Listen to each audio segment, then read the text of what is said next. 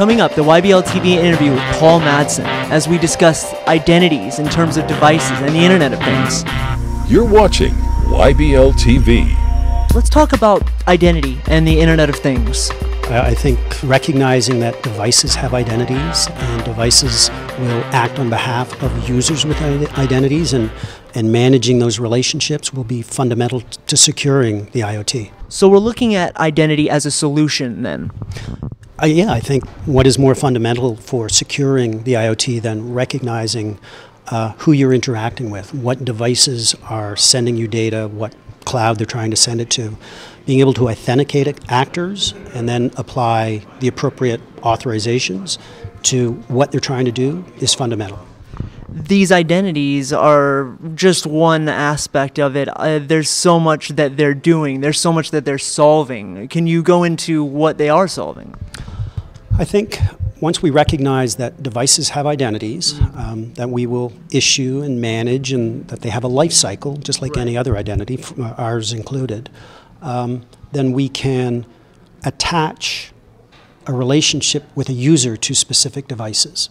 And then we start to manage that relationship rather than the individual device or the user. And then we can attach permissions to that relationship. And we can recognize that that relationship itself has a life cycle. It's created, it's managed, it's revoked potentially at the end when the user wishes to. That's a powerful concept. A very powerful concept, and some of these challenges are very real and very crucial concerns that I don't think the average person realizes when they're talking about the flashy Internet of Things. Do you want to talk about how serious some of these problems can be? Yeah, you know, there's use cases for the IoT that will have real life and death consequences. I read this morning about some white hats who were able to hack surgical robots, you know, the sort of thing that can enable remote medicine. Huge.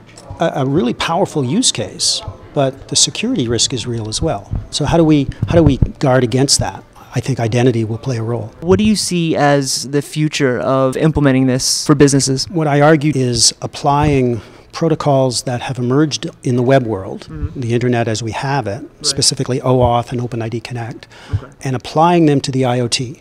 Because what they enable for us is a standardized model of delegated authentication and authorization. So I think that's what the industry needs to explore, how we use what we've learned in the internet but apply it to these new device use cases. I think it's self-evident that some parts of the IoT will be secured in this manner. APIs are critical to IoT, and the default security mechanism will be OAuth and that stack. But there's also opportunities to apply these protocols to the new protocols that are more optimized for constrained devices.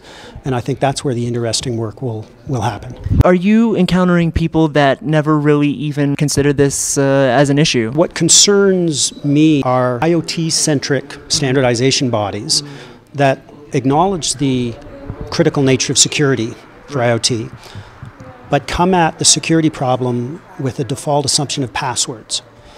And passwords haven't scaled well on the internet we have, and clearly won't scale well for the Internet of Things to come. And the mechanisms and protocols that I described today allow us to, if not do away with passwords, at least minimize them and use them where appropriate. And this is beyond two-factor authentication? Two-factor is part of it. You know, things, phones, etc., will play a role in two-factor. This watch has an opinion about my identity, and we'll be able to assert that.